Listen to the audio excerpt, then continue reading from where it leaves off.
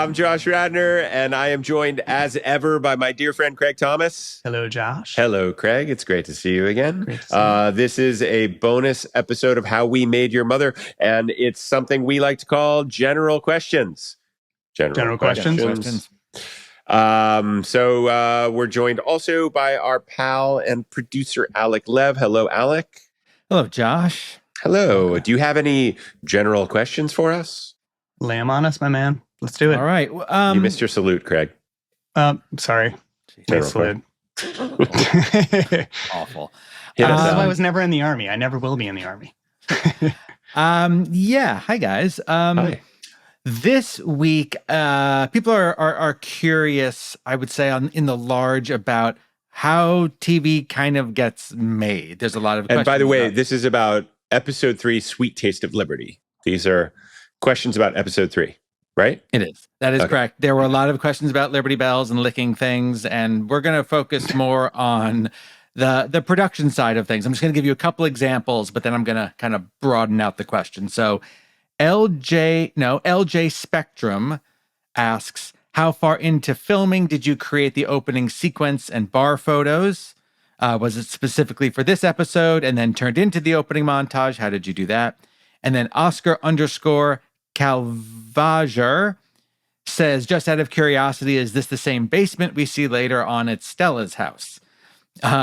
So just thinking about how, I don't know but the answer to that, or I've never actually seen this show. I don't have any. I have no answers to any of this. Right. I heard it's so supposed to be good. Obviously we have viewers who know a lot more than we do. But I think what this is going to is just kind of how do you make a television show? And I think if we can walk through one thing, it will answer a lot of people's questions. And maybe we could do it Himium style of how did Craig see a week of production and how did Josh see a week of production? How was this show made? Please. Can I go back to a thing? Because I really like the first question is about the opening credit sequence. Me too. Great. So, and we can get back to this, Alek, because I like this too. But Craig, where did the idea for the opening credits is kind of like friends pictures kind of popping up? That was from the beginning. That was when we were like writing the pilot. When the pilot got picked up, we always had that idea. This is a weird thing that I don't think I've ever talked about. For a minute, we played I remember Carter Bayes. I think it might have been his concept to begin with. And the way he wanted to do it at first was pictures of just young people in New York, not even our cast, like this very abstracted idea of like, you're just seeing youth in New York. It could be anyone. You're just seeing like this pastiche of New York City and people out, and it's just them and their friends, blah, blah, blah. And I think we gamed it out and we started looking at it. We're like, this is too weird. Who are these people? These aren't the same. Right. This isn't the cast of the show. And that was how we learned. I mean, it was sort of a little too artsy of an idea, maybe. And then we realized, let's get the cast to do this. But if I remember correctly, Josh, I think we did the week of the pilot, right? We did a little photo shoot. We did a photo shoot right away. Like in the booth, kind of like candids. I remember. Did Jason hold the camera? Was it like a selfie? I think sometimes you guys were selfieing, and I think sometimes literally Pam Fryman, our director, I think was like shooting it on at that time was like a crappy like disposable camera. These weren't phone pics, right? And you see that Lily, it dates the show so much, but you see in the main titles that Lily is holding that old disposable camra. That's literally what she's those still get placed on tables at weddings. You know, those are still in use. Ironically, where'd the like color scheme come up with like that kind of sepia tone? I really like the kind of reds and yellows, and we said we wanted it to feel like memories, like these sort of gold tinge, sort of like sepia tone, sort of like just this feeling of these exist as memories in someone's mind. And when did you guys hit on using the Solid song or the end of Hey Beautiful? I think for a minute we wanted to use. I've never said this either. I think we wanted to use a replacement song. The band The Replacements. Carter and I are huge fans of The Replacements. Carter turned me into a Replacements fan. And we were talking about using, I think we're gonna use the song "Unsatisfied." Like, and literally, I think we cut a version of the main titles that was pictures of total strangers set to the Replacement song "Unsatisfied." That looks like it's just the opening titles to an entirely different show called "Unsatisfied." It was utterly confusing and it was a complete fail.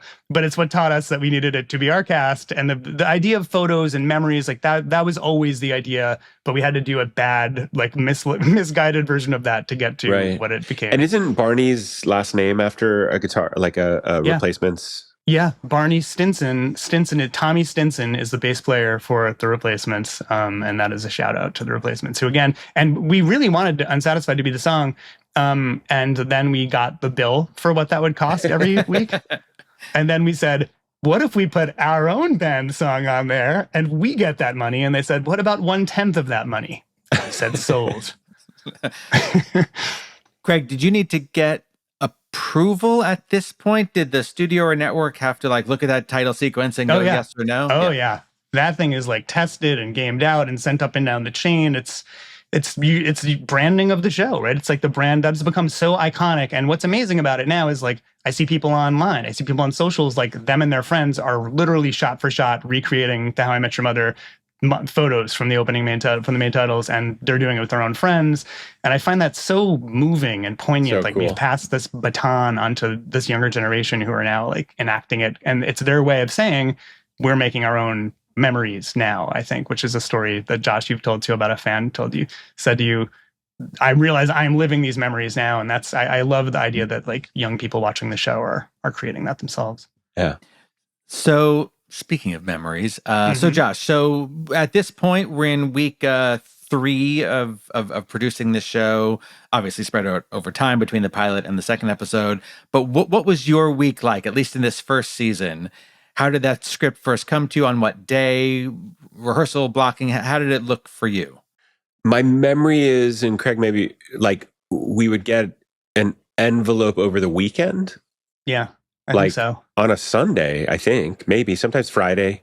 Sometimes Friday. But hard copies in a manila envelope, kind of like waiting at your door. Yeah. And you'd read, and that was the table script. That was the script we were going to read Monday at like 10 a.m. Correct. So the actors would come in at 10 a.m. on Monday. We'd sit around a table. There was a great spread of food. All the writers were there, producers, the department heads would come to that. Yeah. And we'd sit around studio execs. Yeah, the studio execs, network execs, we'd sit around. And it was not a high pressure. I never felt, beyond maybe the pilot table read, that was always like the chillest, low pressure kind of thing. Yeah. So we'd read the script. Pam would read the stage directions. Yeah. And you and Carter would flank Pam, I remember. Yeah. And by the way, just to say counterpoint, I was wildly nervous for all 208 table reads. Oh, you were? Okay. Miserably anxious. I'm shocked that you weren't. But think about writer brain. Think about writer brain versus actor brain. But table read is all about the script. I mean, it's about performance. It's about the script. People were listening to the script. They weren't even watching us read it. Yeah, They were listening to it in the air. It was like a radio play. To me, it always felt like a high stakes courtroom trial for the script, and like the script might be like executed at the end of it. Like I always felt a pit in my stomach. It was great when it went great, but what's the thing where writers will write down if they think a joke is good, but do they just write P for performance? No, like P is punch it. P means punch in writers speak. Oh, okay. Because what's writers the thing where you say scribbling, where you say that was the actor's fault, not mine? I don't know that there's a universal code for that. I heard there was something where you write in like bad line reading, like good joke or something like where you're like, we should save that. That's also writers being fucking dicks, right? Yeah. It's like it was definitely the actor's fault. Like I don't know about that. And some writers do that. So we would read we'd be done by 10:45, no later than 11. Yeah. We go home for the rest of the day. The actors leave. Can I just say one thing about the table read? Sorry, as someone who just sat in on some of them, you say it wasn't for the actors and for the script. Certainly for me, who had no stake in this whatsoever, it was such a joy to listen to the radio play version of it. Because you guys, maybe because the pressure was so low, you guys were so loose. Yeah, you guys were great. Having so much fun. And it's the one time where the show is not about what becomes the great direction, the great production, the great sound. It's just about the 5 of you talking to each other. Yeah. And it was hysterical. It was always And to be clear, it was great vibes. I was anxious because I'm crazy and I'm a writer and I'm neurotic about the writing being good enough, but the vibes were great in the room. I've never been to better table reads than How I Met Your Mother table reads. You guys were great at it, loose and funny. It was great, And I wrote you this little ditty to sing to you in New York City. We'll be right back.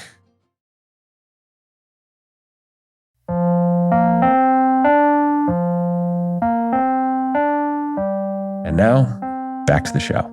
I always loved the table read. I always loved, you grab like a little bit of melon, maybe a bagel, a little schmear, and you sit down, you just be so relaxed. And especially the more you do it, you're so relaxed at the table.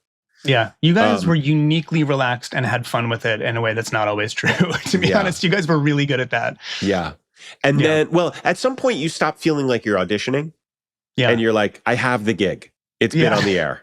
The ratings are good. It would be really hard to recast me at this point. It would be really weird. It's season 8. Yeah. Yeah. So then we leave, but you guys stay and rewrite the script the rest of the day based on notes, right? Oh, yes, we would. You guys would be like, great, I had breakfast. I'm going to go work out. I'm going to go do the thing. We'd be like, all right, we're going to be here till 2 a.m, tearing our hair out.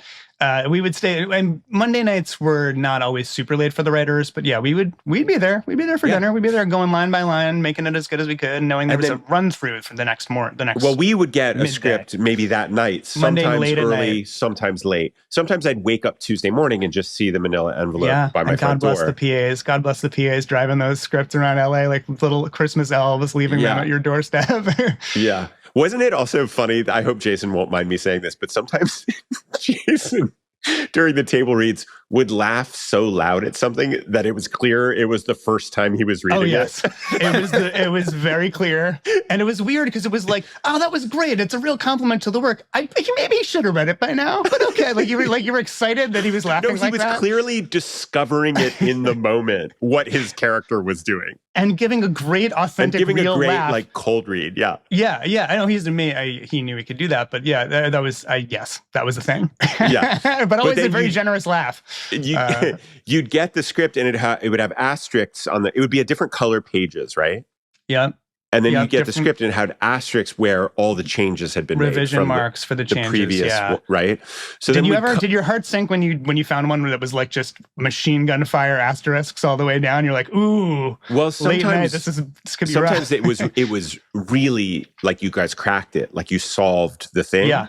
No, and other times there were a few episodes where I felt like you guys were really chasing it. Like really, you wrote 3 scripts in 3 days. Did you ever get one and you're like, really, no asterisks here? You're sticking with that one? You thought that was good on Monday? Totally. But there were Why is that clean? There were also you go through and you kind of feel like, oh, maybe I blew that joke and now that joke is gone. Like sometimes you would get self-conscious. Oh wow. Okay. Yeah. Well, I thought I didn't blow that joke. Why is that joke gone?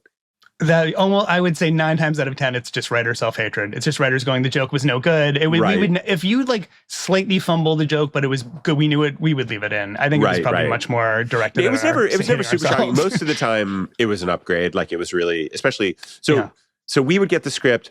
You drive back to the Fox lot like around 9 or 10. We'd start. I think we started a little earlier on Tuesdays, 9:30. I think rehearsing till kind of lunchtime run through. Yeah. So that's just Pam and the cast, and the props, they're all kicking around there. The stage is buzzing, but you basically we all plop down in the living room. We'd read the script, we'd read the rewrite. Pam would have us read it, and then she would get us on our feet and we'd start staging it. Sometimes you or Carter were there for that initial one if there were like a lot of rewrites, but mostly you just let us do it, right? Yeah. Absolutely. We didn't want to be in the way, overthinking the words. You guys had to get it in your bodies and start moving it through space and stuff. Yeah. So Pam would stage the whole thing for, then we'd have lunch. And then after lunch, the stage would, all the writers, studio executives, network executives, all the department heads, everyone would descend upon the stage. Yeah. And we'd do a run through at around 12:30 or 1. Yeah. Yeah. And we'd run through the whole show. And I remember Pam would say, all right, follow me down to the bar. All the sets lined up on the stage, on stage window, all the sets. And then we'd walk set to set. And the show had so many cuts that sometimes people were like, God, there's a lot of walking in all the little cuts. And sometimes Pam would say, we're not moving. We're just going to stay here. Pretend this is the bar. We're going to sit them. It's just 2 lines. We're going to sit them, pretend these 2 chairs are the bar. That took like a year or 2 to figure out that we needed to because by the end of some of these executives, by the end of the run through, some of these executives were like sweating. And we want them to be happy. They had their cardio in at our run throughs. to picture what we're talking about here. You have a very large stage 22, and just imagine just what everyone listening has probably seen a set of television, but you have the hero set of the couch, but then just imagine this in the gigantic warehouse, 10, 12, 15 of these little sets. You've got the dentist office, you got this, you got that, you got the small things, which have been built in a couple of days, and then have to be dismantled and replaced with another set, often from Wednesday to Thursday once it's shot out on Wednesday. So it was really our crew, our production crew was unbelievable. The only sets that were there and never got touched were the bar and the apartment. That's it. Those two were always there.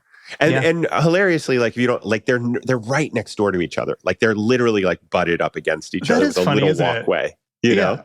You could basically walk from one into the other. Yeah, it's right there. We're right there. Yeah. But everything else would change out. And the run through would move to these sets. And sometimes the sets were only half built, but we'd be pretending they were fully built during the run through. And it was a lot of work. So we would do the run through, and you'd hear what was working. You'd feel what wasn't quite working. And then you guys would huddle up with the network and studio executives, right? And the writers. Yep. We would go home. We would be home. I'd leave at 1 or 1:30 on a Tuesday and have the rest of my day. My day was just beginning. Yeah. We'd be given notes by the executives, and often very, very smart notes. We gave ourselves the most notes. You know, we went back, there was stuff we wanted to change. Like, we'd stay late, not because it was like considered a disaster, just because we were like, cameras roll tomorrow morning. Let's use this time. Let's make this as good as we can make it. Yeah. And that was it. We'd go rewrite till late at night, and that script would go out at 3 a.m. on a Wednesday, and it would get to the production assistants would drive it to our house. They would drive it to your house, because and maybe later in the run we finally went, email attachments exist. It's not 1925. Like, we could, but I remember somewhere near the end going, like, maybe these poor PAs don't need to be driving. But it was for many years a hard copy show. Like, it was a hard most of the run. And I think even at the end when we said we're going to switch to emails, I think a few holdouts were like, I still want it driven to my house. I like getting the hard copy. Yeah. And the PAs were like, God damn it. So then you guys would rewrite all night. We'd get the new script. So Wednesday morning, you know, sometimes before I left the house, if I had some time, I would look through, and you're kind of just looking at the starred changes, because by that point you know the script pretty well, and you're just looking for what's changed, because you're going to have to shoot it maybe that day. So we'd come in Wednesday, Thursday, Friday. We blocked and shot the entire show. A lot of people don't know this. I don't know if we talked about this. We never shot in front of a live studio audience where, you know, the crew left. Where would you put the bleachers? There's too many damn sets. There's no room for an audience. So for 3 days, we would make the show Wednesday, Thursday, Friday. And also, this is another reason why sitcoms, if you can get one, it's a great way to raise a family, because you get 1 week off a month. We only would do 3 weeks on, 1 week off. Yeah. Which was pretty cozy.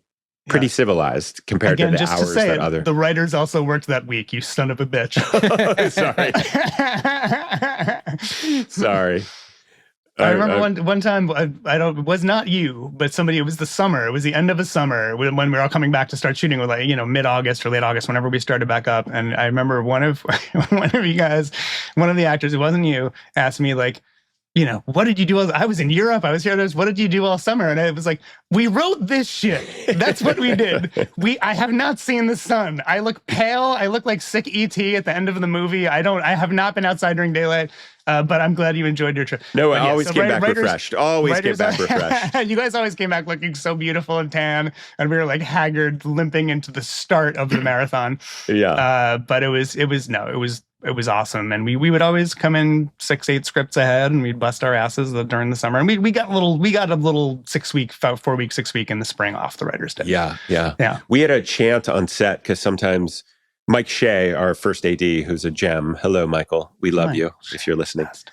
But he would talk us through the schedule, and he'd say, you know, if we can do some real good professional acting on Thursday, we can be out by lunch. No, we'd say out by lunch. Out by lunch. Or, no, but I remember I started a chant, out by lunch. And we would all just like turn into Lord of the Flies. Like, out by the lunch. Dangling carrot. OBL, we called it. Yeah. OBL. Yeah. And you did. But some days, some days we did work until late. But, yeah. And those outside night shoots, you guys had some very late nights, and we shot a lot of scenes in this TV show, and the Wednesday to Friday was huge for a lot of you guys. Yeah. Yeah. Most weeks. And talk a little bit about New York Street, the one thing that the other main area that is not inside stage 22. It's smaller than people think. New York Street on the what was then the Fox lot, I guess it's now the Disney lot, is tiny, right, Josh? It's like a little block, like with a little mini turn in it. It's like it's almost like two L's put together. Two L's, yeah. And we milked the shit out of that thing for 9 years to make it look like so many different parts of New York. By the end of it, it was like there's no molecule we haven't shot. But you know what? I always liked shooting on New York Street. It always felt like a field trip. Oh yeah, me too. You know? It did. It felt special. Like field trip. That's exactly right. Yeah. We're getting out of school. Yeah, and also they always would offer to give me a ride, but I always liked walking down to New York Street. Like it felt like a nice little just head clearing. Yeah, and it was a nice little walk, 5-10 minute walk to New York Street, and it was right up at the front of the Fox lot. And you'd be standing in this little cute, like sort of Little Italy like block, right? It was obviously Mulberry Street, and then you'd look. This cognitive dissonance would happen where you'd look one direction and see New York, and the other direction and see like palm trees and a blue sky and people walking by. And stuff. It was always very strange. You sometimes lost track of where you were. Sometimes I felt like I was really there in New York.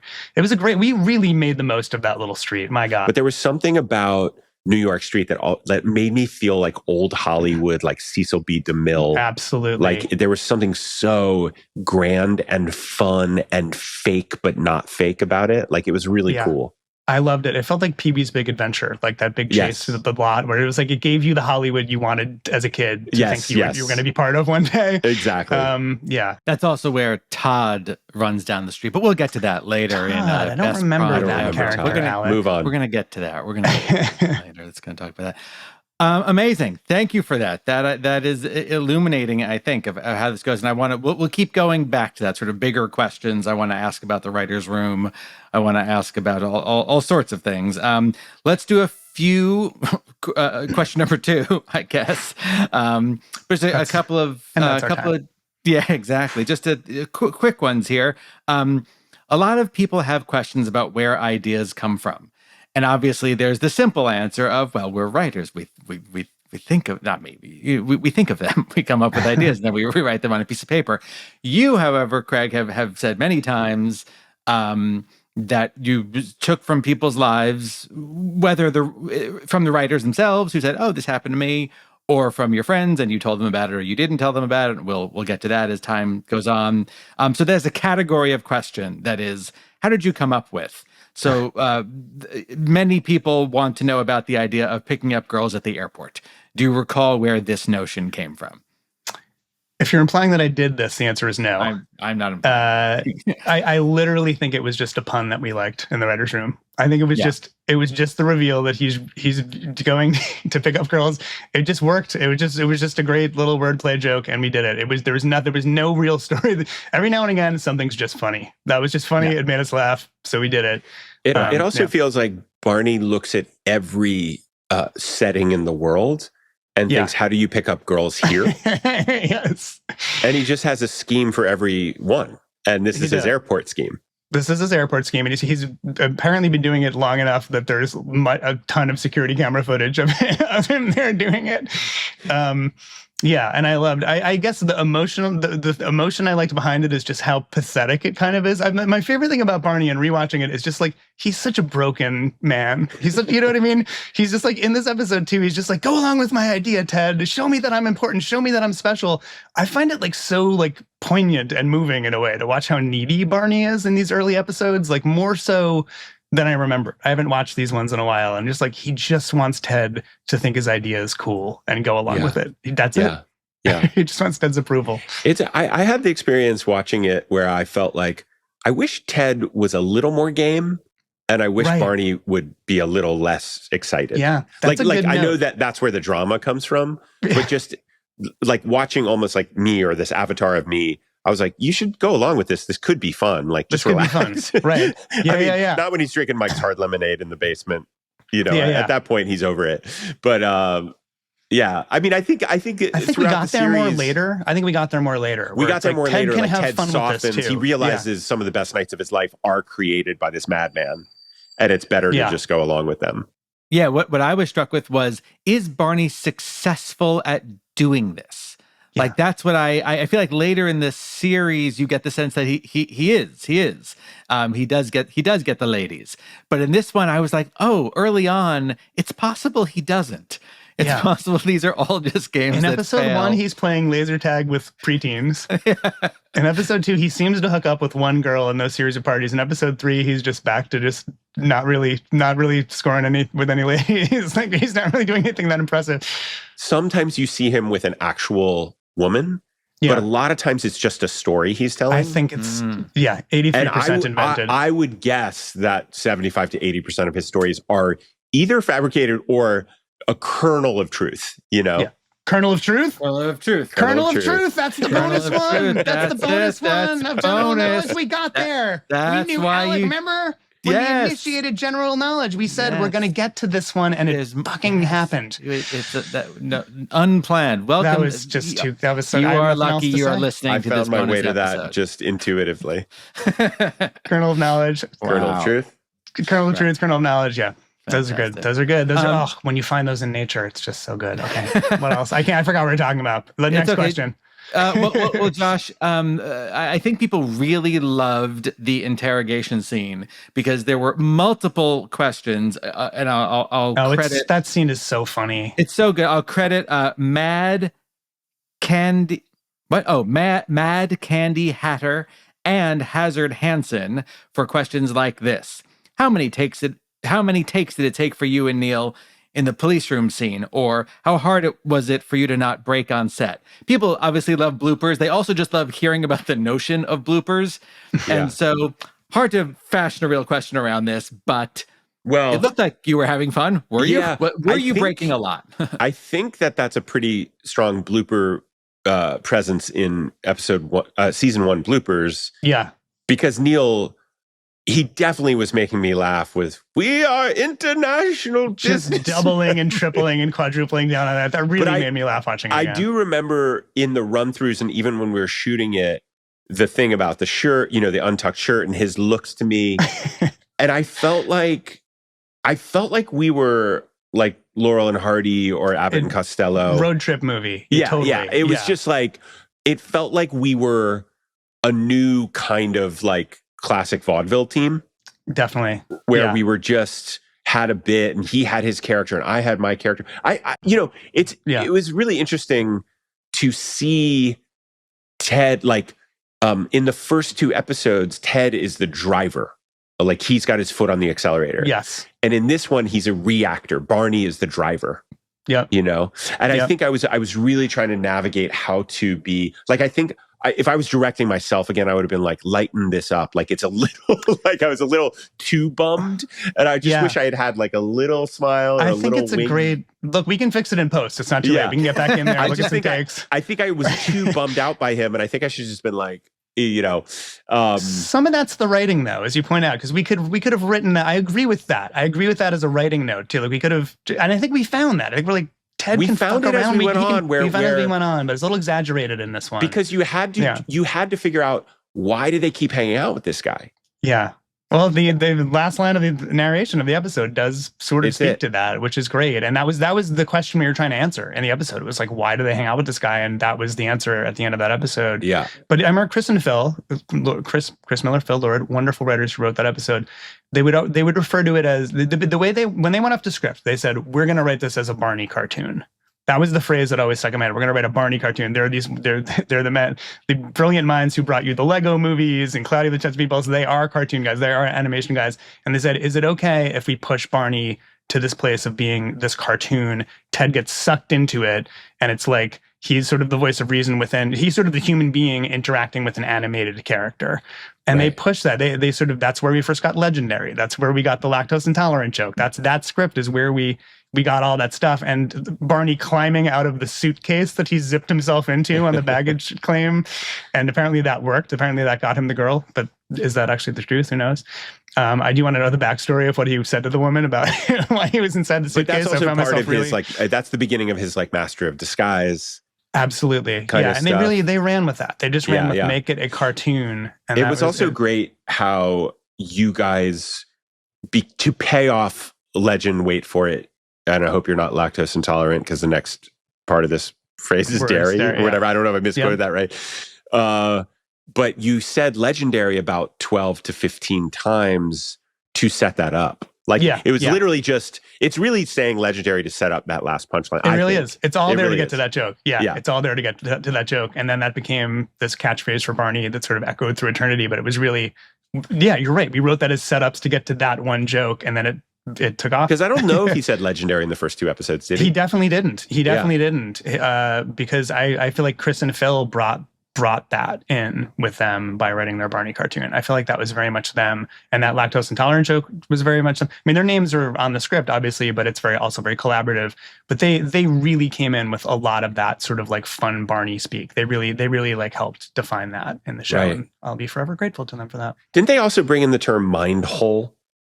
Yeah, I think mind hole. They had their own language. Chris and Phil had their own language. There's a few lines in that episode where I'm just like, only Chris and Phil. Like where he's like, Barney asks the guy, like, do you ever touch the Liberty Bell? And the guy goes, only all the time. That's like something about the phrase only all the time. I'm like, that's Chris and Phil. I can't tell you why. Only all the time. I love it so much. Can I say, I know there were a lot of questions about licking the Liberty Bell, and we don't know, I don't know where that came from, but I did write a tweet, I think years ago, this is many years ago while the show was still on, where I said, I'm genuinely curious how many security guards at the Liberty Bell have had to stop Kim Yim fans from trying to lick it or throwing them out for licking it, because there had to have been an increase at the very least in attempts at from 0% to semi-frequently. To like a couple. They have to, right? Like, I'm so curious. We should get Liberty Bell security guard as a guest. Just confirm. Alek, can we invite any fans to write us? Write us if they ever got. If anyone ever licked the Liberty Bell, we want to hear from you. Yeah, I feel like I saw some tweets at some point where people claim to have actually done it. Like they knew somebody that worked there, and they wanted to go do the How I Met Your Mother thing, and they did it. I feel like I saw a couple of people that did do it somehow. Yeah, I feel like, I mean, we both would have to, and so wouldn't want to ask for proof. I think it's the problem. Well, I also think it's another, like, Barney is addicted to novelty, right? Like, he's addicted to newness and weirdness, and no one's ever done this before, and like, he's a pioneer, right? Like, he wants to come up with the weirdest stuff. Yeah. So he can say, we did this first.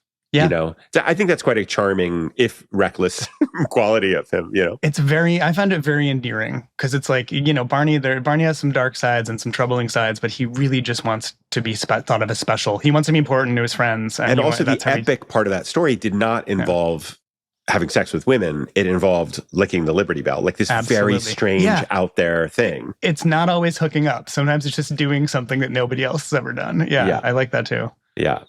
Well, we've answered many people, of course, pointed out and enjoyed pointing out this is the birthplace of legendary. So thank you for covering that, with a credit, I guess, to Chris and Phil for that.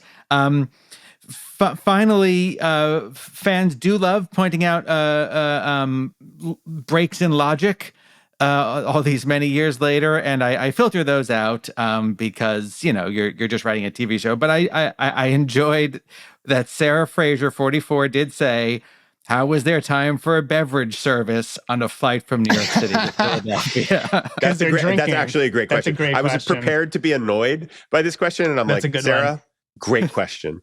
That's a good one. They were circling for a while because they couldn't get But also it's funny, cut out the scene that talked about that. They fly... Marshall drives. He's probably getting there before. Like, you could drive to Philly quicker than you could fly to Philly. It's totally true. Yeah. Yeah. All right. Busted. They busted us on the drink service. Wait till we'll take the hit on that one.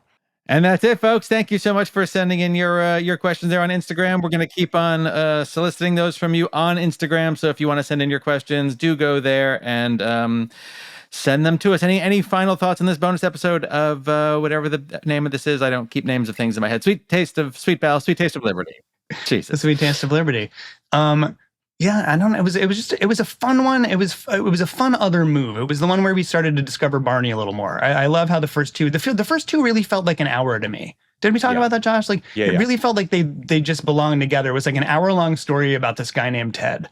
And then this is the episode where it's like, Also, there's this speed. Yeah. There's this other move, and this other move of this show will be this crazy guy Barney drags people on these insane adventures. And obviously, we're trying to like pair up Lily and Robin and sort of show that like our ladies will hang out. They're just becoming friends. Well, so I liked that it was showing other moves. Also, as the show starts here and it keeps widening its spotlight. Yeah. You know, and you're like, Carl the bartender's over here, and Wendy the waitress is over here, and these people, Hammond Druthers is over here. Like, it keeps spotlighting different, and it keeps expanding its universe in a really cool way. And this was definitely where I think you're right. You had to explain, why do they hang out with this guy? And it's because they never know where the night is going. And also, you know, Ted's insistence, like, I just want to be with the same bar, same drink, same cozy friends, right below my apartment. And he nudges him out of his comfort zone. And it's like, we need friends like that. Yeah. Barney has value. He's a good friend. I am guilty. Please acquit me. All sins are forgiven in New York City. How We Made Your Mother is hosted and executive produced by Josh Radnor and Craig Thomas. The show is produced by me, Alek Lev, and our co-producer is Doug Matica. Our audio producer and mixer is Alex Reeves at Point of Blue Studios. Artwork by John Morrow. Please follow, rate, and review the show on Apple Podcasts or your podcast player of choice. It really does help the show. Our theme song is NYC by our own Josh Radnor. Special thanks to Lola Kennedy and Elliot Connors. Visit howwemadeyourmother.com to sign up for our Substack mailing list and for links to our social media. You can also click on the contact page to send us an email or a voice message. Your stories and questions are an important part of the show. Subscribe to Josh Radnor's newsletters on Substack.